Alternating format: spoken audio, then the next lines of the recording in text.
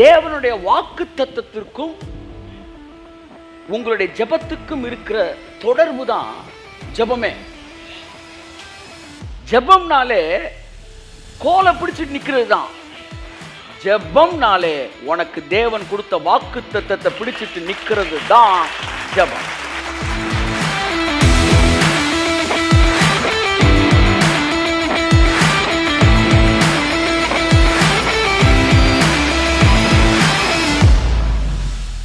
உட்கார கற்றுக்கொள்ளுங்கள் முதலாவது, பின்பு ஜெபிக்க கற்றுக்கொள்ளுங்கள்.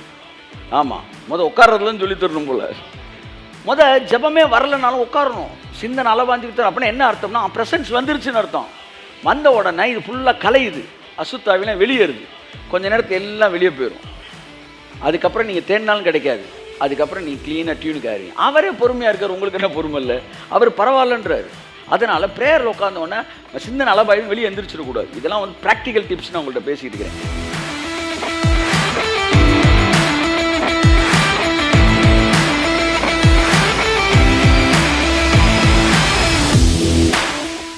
ஜெப குறிப்பு அல்லது நீங்க ஜெபம் பண்ண போகும்போது பிரச்சனையை பிடிச்சிட்டு தொங்கக்கூடாது. சில சொல்ல பிரச்சனையை கத்தத்தை கொண்டு போற சார், பிரச்சனையை கொண்டு போகாத, வாக்கு தத்தத்தை கொண்டு போன்ற கையத்தட்ட வந்தார். ஆமென் ஆமென் ஆமென், பிரைஸ் காட், ஹல்லேலூயா. ஸோ இந்த நாட்களிலே ஜெபம் என்கிற ஒரு மிகப்பெரிய அழகான ஒரு விஷயத்தை நாம் பார்த்து கொண்டு வருகிறோம். தேவன் தம்மை தேடுகிற உணர்வுள்ள இருதயத்தை கொடுக்கிறார். மனுஷன் தேவனோடு உறவு கொண்டவனாய் சிருஷ்டிக்கப்பட்டான். Man was created, அவனோட design is having relationship with God. அப்படி தான் உருவாக்கப்பட்டான். அப்போ என்ன நடக்குது? மனிதன் பழத்தை புசிக்கிறான். நன்றாக பாருங்கள், பழத்தை புசிக்கிறான். இன்றைக்கி காலையில் ஐ ஹேட் அ லைட் ஃப்ரம் சம்பேர். அதில் கர்த்தர் சொல்கிறாரு, பிசாசை பார்த்து, இது ஆதாமை பார்த்து சொல்கிறாரு, நீ அந்த பழத்து கனியை வந்து என்ன செய்யக்கூடாது, நீ சாப்பிடாதப்பா, அந்த நடுவில் இருக்க அந்த மரத்தை அப்படின்றார். இந்த பேசின விஷயம் யாருக்கு மட்டும்தான் தெரியும்? தேவனுக்கு ஆதாமுக்கு மட்டும் தெரியும். ஏவாளுக்கே ஆதாம் சொல்லி தான் தெரியும், பிசாசுக்கு தெரியாது. பிசாசு எப்படி அந்த மரத்தின் பழத்தை சாப்பிட வச்சான்? அவனுக்கு என்ன கட்டளை கொடுத்துருக்காருன்னு அவனுக்கு தெரியாது. நல்லா தெரிஞ்சாங்க, உங்கள் வாய் திறக்காமல் பிசாசு ஏரியாவுக்குள்ளே நுழையவே மாட்டான். அதனால் பிசாசு வந்த உடனே இந்த மரத்தின் கனியை நீ புசிக்கலாமேன்னு சொல்லவே இல்லை. வந்த உடனே அவன் என்ன கேட்குறான் பாருங்கள், வாசிப்போம்.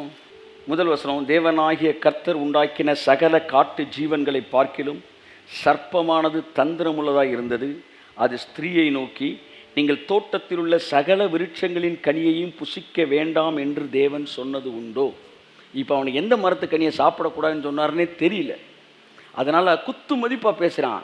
எல்லா மரத்தையும் சாப்பிடக்கூடாதுன்னு சொன்னாரா அப்படின்னு ஏவாள் சொல்கிறா. அப்படிலாம் சொல்லலை சாமி, இந்த மரத்தை தான் சாப்பிடக்கூடாதுன்னாரு. ஓ அப்படிவா வலிக்கு. இதுக்கு பேர் தான் கேட்டு வாங்கலாம், ஆனால் போட்டு வாங்கவே கூடாது. எல்லாம் சொல்லுங்கள், கேட்டு வாங்கலாம், போட்டு வாங்கக்கூடாது. இவன் போட்டு வாங்குறான். என்னென்னா எல்லா மரத்தையும் சாப்பிடக்கூடாதுன்னு சொன்னாங்களா அப்படின்னு ஒன்று. அவன் என்ன சொல்கிறா, இல்லை சார் இந்த மரத்தை தான் சாப்பிடக்கூடாதுன்னா, அப்படிவா வலிக்கு, அப்போ இந்த மரம் தானே அங்கேருந்து தொடங்குறான். ஸோ இது வந்து என்ன தெரியுதுன்னா, தேவன் ஆதாம்கிட்ட பேசுகிறேன், பிசாசுக்கு மேட்ரே தெரியாது. மேட்ரே தெரியாத ஒருத்தனை எதுக்கு வம்ப உள்ள கூப்பிடுறீங்கன்றேன். தன் வாயை விரிவாய் திறக்கிறவன் கலக்கம் அடைவான். It is a curse. வாயை திறந்தி நான் ஓவரா திறந்து பார்க்குற ஆட்கெல்லாம் திறக்கி நான் இன்னசென்ட்டுங்க வாங்கப்படுவேன்றேன் நான். தன் வாயை விரிவாய் திறக்கிறவன், தன் வாசலை உயர்த்தி கட்டுகிறவன் அழிவடைவான். வந்து தன் வாயை விரிவாய் திறக்கிறவன் யார்கிட்ட திறக்கணுமோ அவர்கிட்ட திறக்கிறது இல்லை. அங்கே வாயை மூடிடு. தேவையில்லாத இடத்துல திறக்கும்போது கலக்கம் அடைவான். அவன் வந்து என்ன செய்வான்? விரிவாய் திறக்கிறவன் என்ன இருக்கு வசனம்? நாசம் அடைவானா? ஸோ இங்கே வாயை பெருசாக திறந்து இந்த அம்மா பேசிருச்சு. என்ன ஆச்சு? அதுக்கப்புறம் தான் அவன் போட்டு வாங்கி இந்த மரம் தானே. எப்போவுமே தேவன் உங்கள்கிட்ட பேசுகிற விஷயம் பிசாசுக்கு தெரியாதுங்க. நீங்கள் பயப்படுறீங்களான்னு கூட பிசாசுக்கு தெரியாது, தெரிஞ்சுக்கங்க. நீங்கள் பயந்தால் கூட பிசாசுக்கு தெரியாது. ஆனால் பயந்து போய் உன்னை செய்கிறீங்க பாருங்க, அப்போ தான் அவனுக்கு தெரியும், ஓ அப்போ பயந்து தான் இருக்கியா அப்படின்னு. நீங்கள் பயமாக இருந்தாலும் நீங்கள் பாட்டு அமைதியாக இருங்க, அவனுக்கு தெரியாது. தைரியம் என்னென்னா பயத்தை வெளியே காட்டாமல் இருக்கிறது. அது வெளியே தெரிஞ்சிருச்சு, இனிமேல் என்ன செய்யணும் எனக்கு தெரியுன்றான் பிசாசு. நீ வந்து என்னைக்கு போய் பாரு, லைட்டாக வந்து காலுக்கு பின்னாடி லைட்டாக வீங்கி இருக்கிற மாதிரி இருக்குல்ல அப்படின்னா அப்படின்னு பேசிக்கிட்டே இருப்போம். நீ பயந்துட்டீங்களா பயப்படலன்னு அவனுக்கு தெரியவே தெரியாது. நீங்கள் அமைதியாக இருக்கிற நீ பயந்துக்கிட்டு தான் இருக்கீங்க, விசுவாசத்தில் இருக்கீங்கன்னு நினச்சிட்டு இருக்கான். நீங்கள் குனிஞ்சு இப்படி பார்க்குற பாரு, அப்போ தான் பயந்துருக்கான் பாட்டு. So he cannot read your mind. டெவில்ன்றது நீங்கள் நினைக்கிற அளவுக்கு ஆம்னிசியன்ட்டு ஆம்னி ப்ரெசன்ஸ்லாம் கிடையாது. அவன் வந்து ரொம்ப சாதாரண ஆள். அதனால தான் நீங்கள் சொல்லி தான் அவனுக்கு தெரியுது. ஆதாம தேவன் படைக்கும்போது தேவனோடு உறவு கொள்கிறவனாக தான் படைச்சார். இப்போ அங்கேருந்து அங்கே தான் விட்டோம். நம்ம பழத்தை புசிக்க வச்சான் யார்? பிசாசு. அது எந்த பழத்தை சாப்பிட்டா என்ன நடக்கும்னு அவனுக்கு தெரியாது. எல்லா பழத்தோட குவாலிட்டி ஒரு வேளை தெரிஞ்சிருக்கலாம். ஆனால் இதை சாப்பிட்டா தான் கர்த்தர் எந்த பழத்தை சாப்பிடக்கூடாதுன்னு சொன்னான்னு தெரியல. அவன் சொல்லி தெரிஞ்சுக்கிட்டான். அவன் ஒரு தந்திரமுள்ளவன். அதான் பைபிள் தொடங்கும் போதே தந்திரமுள்ளவனாக இருந்தான். எப்படி தந்திரம்னா என்ன? போட்டு வாங்குறது. எல்லாம் சொல்லுங்க சொல்லுங்க. தாழ்மைனா என்ன? கேட்டு வாங்குறது. தந்திரம்னா என்ன? போட்டு வாங்குறது. என் வலது பக்கம் கை நீட்டுறேன். இல்லை, வலது கையினால வலது பக்கம் நீட்டுறேன். உடனே நான் உங்களை சொல்கிறேன் நினச்சிடக்கூடாது. அதான் சொல்லிட்டீங்களா? ஸோ போட்டு வாங்குற வேலை பிசாசோட வேலை. ஸோ நம்ம அதை விட்டுருவோம். இப்போ இந்த உறவு பழத்தை புசித்ததுனாலே காலியாக போச்சு, டிஸ்கனெக்ட் ஆயிடுச்சு. இப்போ தேவன் தன்னுடைய குமாரனை அனுப்புகிறார். சொந்த குமாரனை அனுப்பி சிலுவையிலே ஜீவனை கொடுத்து மறுபடியும் எதுக்காக ஜீவனை கொடுக்குறாரு பாருங்க? ஐஸ்வர்யத்தை கொடுக்கறதுக்கு, ஆசீர்வாதம். இதெல்லாம் பழைய ஏற்பாட்டிலே வாங்கிட்டாங்க. சிலுவைக்கு இயேசு வந்ததுக்கு அர்த்தம் என்ன? அற்புத அடையாளம் செய்யறதுக்கு. அது பழைய ஏற்பாட்டில் நடந்திருக்கு. ஐஸ்வர்யம் பழைய ஏற்பாட்டில் நடந்திருக்கு. ஆசீர்வாதம் பழைய ஏற்பாட்டில் நடந்திருக்கு. பின்பு எதற்காக இயேசு வந்தார்? இதெல்லாம் நீங்க கேட்டு வாங்கிக்கலாம். ஆனால் இயேசுவை பிதா அனுப்பினது அருந்து போன உறவை மறுபடியும் புதுப்பிப்பதற்காக. கரங்களை தட்டி கர்த்தருக்கு நன்றி சொல்லுவோம். ஆமென், ஆமென், ஆமென், ஆமென். Praise God. ஹல்லேலூயா. சோ கிருபை அப்படின்னு ஒருத்தர் ரொம்ப பேசுறானா, அவன் உறவுன்னு ரொம்ப பேசுவான். கிருபைக்குள்ள ஒருத்தர் இருக்கிறான்னா அவன் இந்த இவங்க இருக்கிறாங்க யாரு? இந்த பிரமாண பிரசங்கிகள். அவர்களை விட அதிகமான உறவிலே பிதாவோடு இருப்பான். நீங்கள் நல்லா புரிஞ்சுக்கணும். நான் காலேஜ் ஸ்டாஃப்ஸுக்கு சொன்னேன், செயின் ப்ரேயர்லாம் போட்டு பண்ணிகிட்டு இருந்தோம். தொடர்ந்து நல்லா ஜெபிக்கணுமா, நல்ல ஜெப ஆவி நம்மளை நிரப்பும், நல்ல ப்ரெசன்ஸ் வரணும். இது அணையாமல் இருக்கணும்னா என்ன செய்யணும்னா, எந்த ஜெப கூட்டத்துக்கும் போயிடக்கூடாது. நீ the first instruction, you should not go to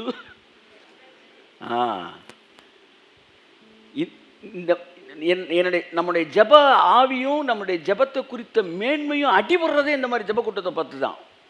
நீ நல்ல ஜெபத்தில் வளரணும்னா யூடியூப்ல எங்கேயாச்சும் ஜெபிச்சுக்கிட்டு தான் டப்புன்னு தம்பி போயிடணும் வெளியில்.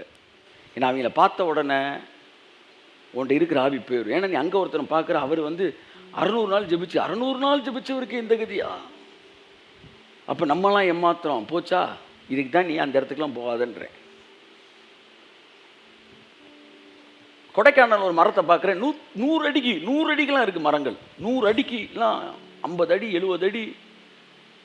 அது பாட்டுக்கு ஹைட்டாக இருக்குது. பெரிய பெரிய மரங்கள்லாம் இருக்குது. சில மரங்கள்லாம் 150 அடி வளரக்கூடியது. ஒரு குறிப்பிட்ட மூங்கில்லாம். அது எதுலேருந்து வருது? ஒரு சின்ன விதையிலேருந்து வருது பாருங்கள். இந்த விதைக்குள்ளே தான் 150 அடி மரம் வருது. அப்புறம் இன்னொரு விதை காட்டுறேன், முருங்கை மரத்தில் இருக்கிற முருங்கைக்காயில் இருக்க விதை.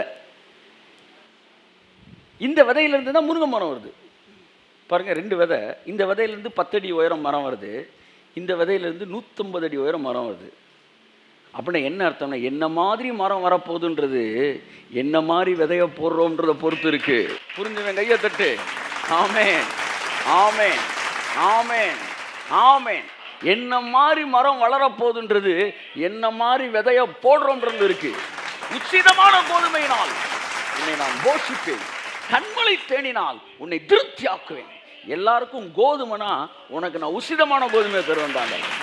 எல்லாருக்கும் தேனுனா உனக்கு நான் கண்மலை தேனை கொடுப்பேன்.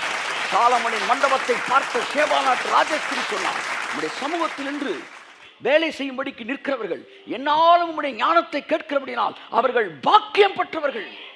நான் ஒரு ராஜகுமாரத்தி, ஆனால் என்னை விட உன்னுடைய அரண்மனையில் வேலை பார்க்குற வேலைக்காரன் ராஜகுமாரத்தியாக என்னை விட மேன்மை பெற்றவன்றான். ஏனென்றால் உன் சமூகத்தை வந்து தேவனுடைய வார்த்தையை கேட்கிறார். இது வந்து தேவனுடைய வார்த்தை, ப்ரெஷியஸ் ரெவலேஷன்றத பேசுறவரே சொல்லலாம்னா, அவர் சொல்லலைன்னா அவருக்கே அதுக்கான வேல்யூ தெரியலன்னு அர்த்தம். அவருக்கே தெரியாதப்ப எவனுக்குமே தெரியாதுன்னு அர்த்தம். முதலாவது அவனுக்கு தெரியணும் எவ்வளோ பெரிய மேட்டரை கர்த்தர் பேசிட்டு இருக்கிறாரு. மாம்சத்தை முட்டாள்தனமாக கணக்கு போடவே கூடாது. அவருக்கு தெரியுதுன்னா இவர் மிக தாழ்மையானவரா, அதனால அவரே அதை வேல்யூ பண்ணுறாரா. பெருமையானவங்க அதெல்லாம் நமக்கு தெரியாதாங்க அப்படின்வாங்க. தாழ்மையானவங்க ஆமாங்க எவ்வளோ பெரிய மேட்டரை கர்த்தர் பேசிக்கிட்டு இருக்காருங்க. நான் அடுத்த நாள் மெசேஜ் கொடுத்து அடுத்த நாள் உட்காந்து யோசிச்சுருப்பேன், எவ்வளோ பெரிய தேவன் எவ்வளோ பெரிய மேட்டரை பேசியிருக்காரு. நம்மளுடைய திறமையெல்லாம் தாண்டி ஒன்று வெளியே வந்து விழுந்துக்கிட்டு இருக்கு.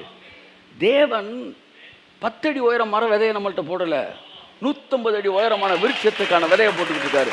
I honor the word of God, I respect the word of God, I give reverence to the word of God.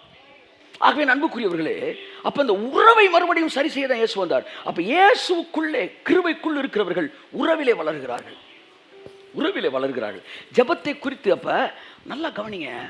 prayer is the matter of revelation. வரும்போது ஆவியானவர் சொன்னாரு, prayer is not a demand, it is not a demand. பரலோகம் கேட்குற demand கிடையாது. எழுதி வச்சுக்காங்க. இன்னைக்கு 195 பேர் என்ன பிரசங்கம் பண்ணுவாங்கன்னா, ஜெபம்ன்றது ஒரு டிமாண்டு, பரலோகம் அதை கேட்குது அப்படின்னு. கர்த்தர் சொன்னார், அது எனக்கு டிமாண்டே கிடையாது, இட் இஸ் அ சீக்ரெட் அப்படின்னாரு. It is a secret. அதை தெரிஞ்சுக்கிட்டவன் அது டிமாண்டு கிடையாது சார், சீக்ரெட். அதாவது 12வது மாடியில் இருக்கார் கர்த்தர், வந்து என்ன பார்ப்பான்றாரு. படிக்கட்டில் ஓடிக்கிட்டே இருக்கிறாங்க. முத மாடி ஏறுறாங்க, 2வது மாடி ஏறுறாங்க. இழைச்சி நிற்கும்போது மெதுவாக கூப்பிட்டு கர்த்தர் சொல்கிறார், இங்கே பக்கத்தில் லிஃப்ட் இருக்காது, கும்முன்னு வந்துடலாம். It's a secret.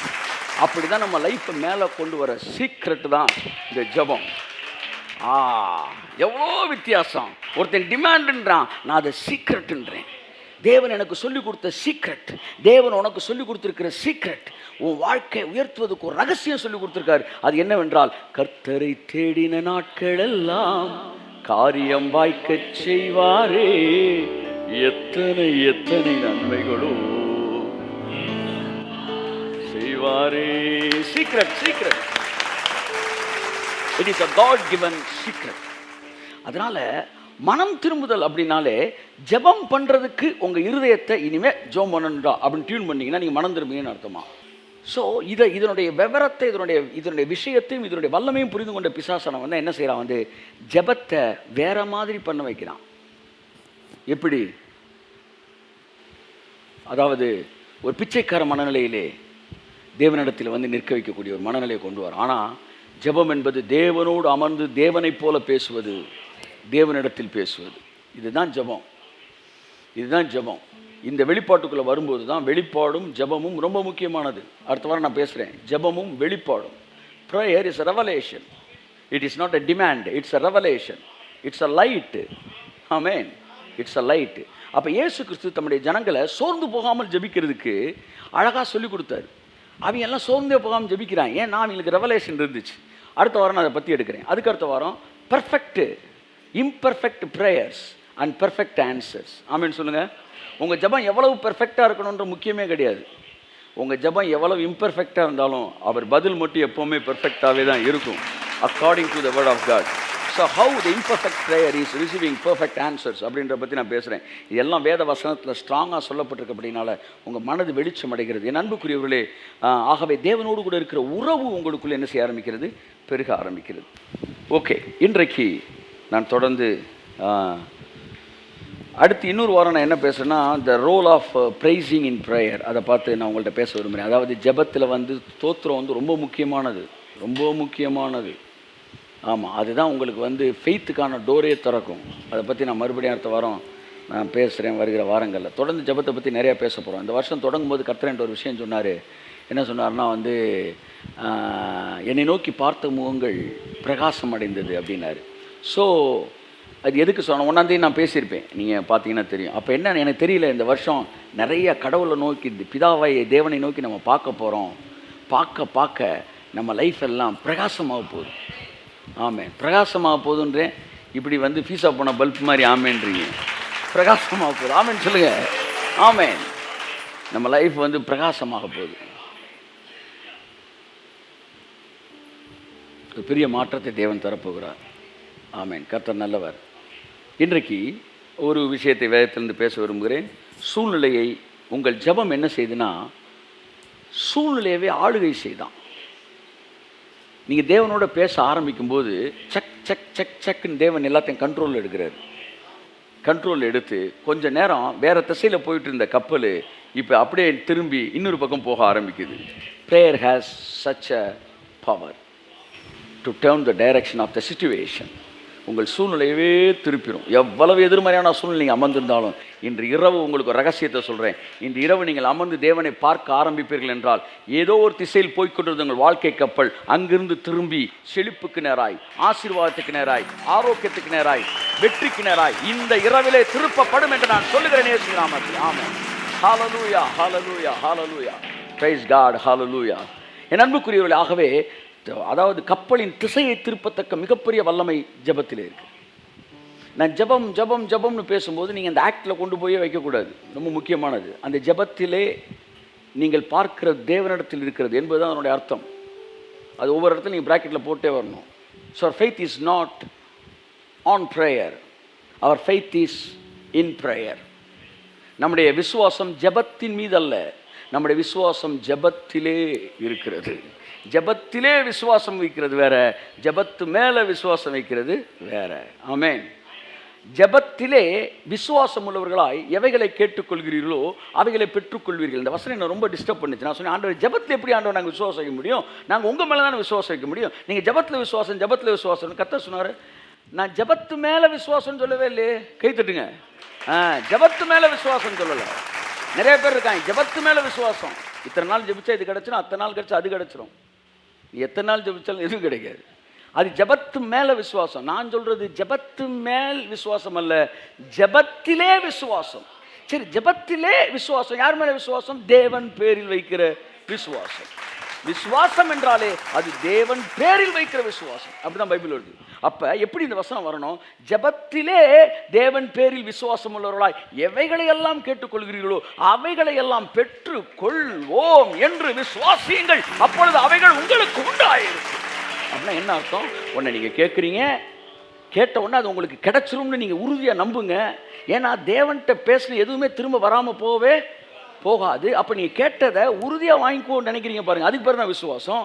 அப்போ அது உறுதியாக நீங்கள் கேட்டதை வாங்கிட்டீங்க. அப்படின்னா என்ன அர்த்தம்? இப்போ நீங்கள் சிருஷ்டித்துட்டீங்க, நீங்கள் சிருஷ்டித்துட்டீங்க, நீங்கள் படைச்சிட்டீங்க, நீங்கள் உருவாக்கிட்டீங்க. இப்போ உங்களுக்கு பேர் என்ன? நீங்கள் ஒரு சிருஷ்டிகர். கை தட்டுங்க. ஜெபத்திலே நாம் ஆசீர்வாதங்களை சிருஷ்டிக்கிறோம். இன்றைக்கி நைட்டே இப்போ எப்போவுமே ஒரு செய்தியை கேட்ட உடனே ஒரு வைப்ரேஷன் உங்கள்கிட்ட இருக்கும் பார்த்தீங்களா? அந்த வைப்ரேஷன் இருக்கும்போதே நீங்கள் கீழ்ப்படிஞ்சிடணும். நீங்கள் நாளைக்கு காலையில் நினைக்கிற போகிறீங்க, அதனால தான் அடுத்த நாள் காலையில் தூங்கி வழிஞ்ச மூஞ்சியாக திரும்பவும் போய் பழைய குருடைய கதவை திறடின்னு போய் முட்டின கதவில் பூட்டின கதவில் முட்டிக்கிட்டே இருக்கிறீங்க, கதவு திறக்காது. ஆனால் தேவன் அழகாக அந்த வைப்ரேஷனை கொடுக்குறப்பவே போய் கீழ்ப்படிஞ்சிடணும். அந்த வைப்ரேஷன்லேயே முழங்கால போட்டணும். இன்றைக்கி நைட்டு சப்பாத்தியை சாப்பிட்றோமா தயிர் சாதத்தை சாப்பிட்றோமான்னு முக்கியம் இல்லை. ஏகப்பட்ட தின்னுட்டு நீங்கள் திரும்ப வந்து பழைய நிலைமையில தான் உட்காந்துருக்குறோம். நம்ம என்ன சாப்பிட போகிறோன்றது முக்கியம் இல்லை, இந்த வைப்ரேஷனை இப்போ நான் எப்படி யூஸ் பண்ண போகிறேன்ற முக்கியம். உடனே நான் ஒபே பண்ண உடனே என்ன நடக்குது? இந்த 15 நிமிஷமாக இருக்கிற அந்த வைப்ரேஷனு அப்படியே உங்களோட தங்கிருது. கை தட்டுங்க ஒரு அவருக்கு. ஆமாம், அப்பாயின்மெண்ட் உங்களுக்கு கிடைக்கும் போது கலெக்டர் கொடுக்கும்போது போயிடணும். ஆமாம், நீங்கள் கலெக்டருக்கு அப்பாயின்மெண்ட் கொடுக்க கூடாது. நாளை காலையில் நான் ஜெபிக்கிறேன்னு நீங்கள் சொல்லக்கூடாது. அவர் சொல்லும்போது நீங்கள் கீழ்ப்படிஞ்சிடணும். அப்படி போகும்போது அந்த கிருபை உங்களோட தங்கிடும். நிறைய பேர் நல்ல செய்தியை கேட்டோன்னா கும்முன்னு இருக்குது சார் அப்படின்ட்டு தூங்கிடுவேன். நீ வீட்டில் போய் அடுத்த நாள் ஒர்க் அவுட் ஆக மாட்டேங்குது. ஏன்னா நேற்று சுட்ட தோசை இன்றைக்கி என்ன வாய்ப்பு பெறுது. ஆனால் அது வந்து செயல்படுத்தப்படும் போது அது வந்து இன்னும் பெருக ஆரம்பிக்குது. ரொம்ப முக்கியமானது. கர்ப்பப்பை திறக்கும் போது தான் குழந்தை உருவாகிறது. நீங்கள் நினைக்கும் போதெல்லாம் குழந்தை உருவாகாது. நீங்கள் நினைத்த போதெல்லாம் குழந்தை உருவாக்க முடியாது. கர்ப்பப்பை திறக்கும் போது தான் அது குழந்தையாய் மாறுகிறது.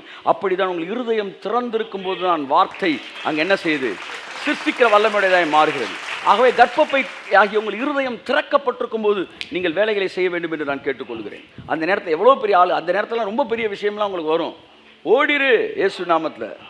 அடுத்த வாரம் ஜெபிக்கிறேன். ஜெபமும் ஜெபிக்கிற வர நாட்களில் பேசுகிறேன். Prayer and place it's very important. இடமும் ஜபமும் ரொம்ப முக்கியமானது. நீ இடத்தை அசட்டை பண்ணிட்டுலாம் ஜபம் பண்ணவே முடியாது. ஏன்னா உங்கள் ஜபத்தில் மிக முக்கியமான இடத்தை இடம் பிடிக்கிறது. ஜபத்தில் எல்லாம் சொல்லுங்க, முக்கியமான இடத்தை இடம் என்ன செய்கிறது? பிடிக்கிறது. ஆமென். ஏன்னா அரைக்கதவை பூட்டு என்று வேதம் சொல்லும்போது நீங்கள் அதாவது அந்த பக்கம் அது நடந்துக்கிட்டு இருக்கும், இந்த பக்கம் இது நடந்துக்கிட்டு இருக்கும், அப்படியே நாங்கள் ஜெபிச்சுக்கிட்டே இருப்போம். இது உன் ஜெபம் நேரம் போக மீதி நேரத்தில் அப்படி ஜெபி. ஆனால் ஜெபத்துக்குன்னு தேவன் கொடுத்துக்கிற நேரத்தில் இந்த உலகத்துலேருந்து டிஸ்கனெக்ட் ஆயிரு. ஏனென்றால் he wants to talk to you. அவர் உங்களோடு பேச விரும்புகிறார். என் கூட 10 நிமிஷம் பேச உட்காரு, 3 நிமிஷம் ஃபோன் எடுத்தாலோ அலோன்றீங்கன்னா என்ன செஞ்சுக்கிட்டு இருப்பேன்? அடுத்தாலோ சொல்லுமன்னு எந்திரிச்சு வெளியே போயிருவேன். ஸோ இதேவனும் இறக்கத்தில் ஐஸ்வர்யம் உள்ளவராய் ஏதோ உங்களை ஓடிக்கிட்டு இருக்கு வண்டி. இப்போ நான் என்ன சொல்கிறேன்னா, அடுத்த முறை தேவனுக்கு மரியாதை கொடுங்கள். ஜபத்தில் மிக முக்கியமான விஷயம் மட்டும் தேவனுக்கு கொடுக்குற மரியாதை, reverence. It's very important thing. அரைக்கதவை பூட்டி. அப்போ அது உங்களுடைய மனதை என்ன செய்யணும்? we have to disconnect. அதான் நம்ம பின்னாடி பேசுவோம். பைபிள் எல்லா இடத்துலையும் ஜெபிக்கும் போது இயேசு வழக்கமாய் ஜெபிக்கிற இடத்திற்கு போனார்.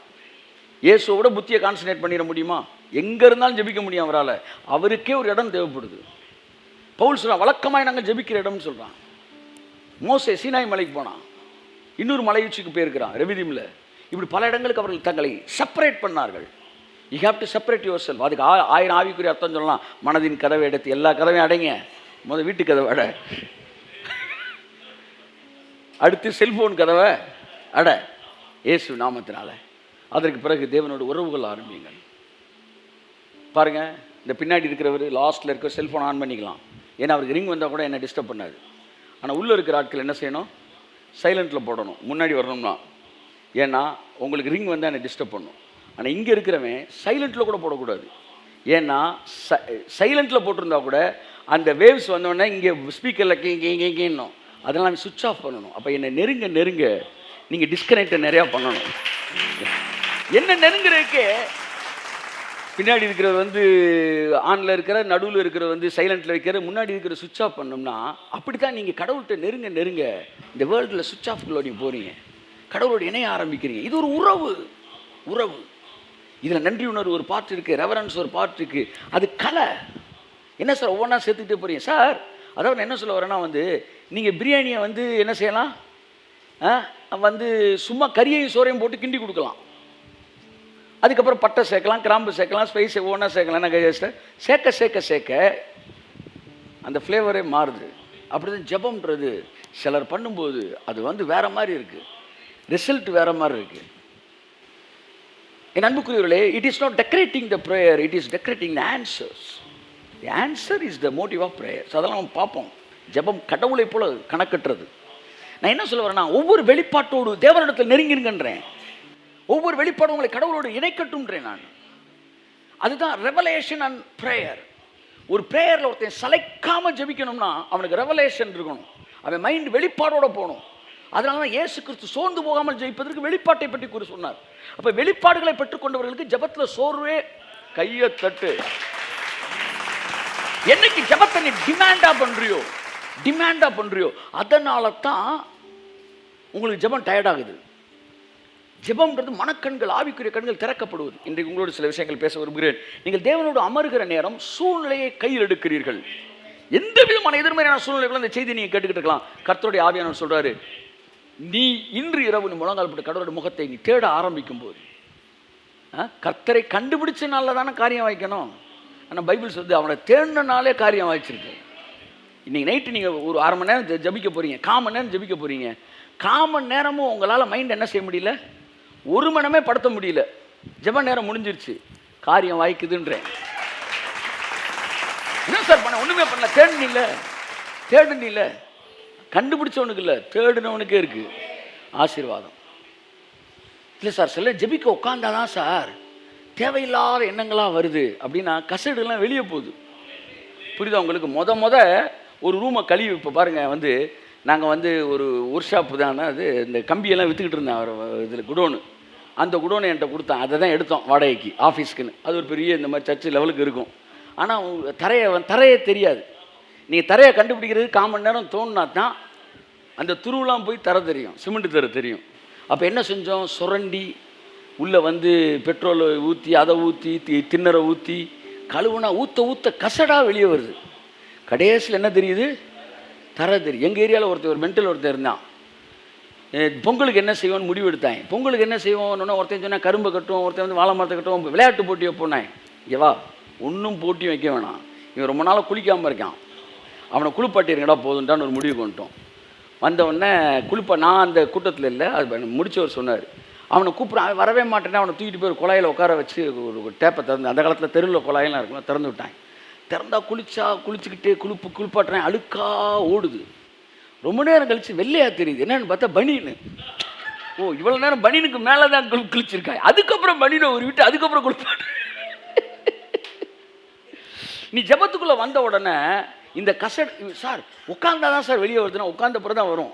ஏன்னா அந்த கசடெல்லாம் வெளியே வரணும்ல. அதை நீங்கள் தோல்வி நினைக்கக்கூடாது, நீங்கள் வெற்றி பெற ஆரம்பிச்சிட்டீங்கன்னு அர்த்தம். கையை தட்டு ஒருத்தர் ஒரு ஆமென்.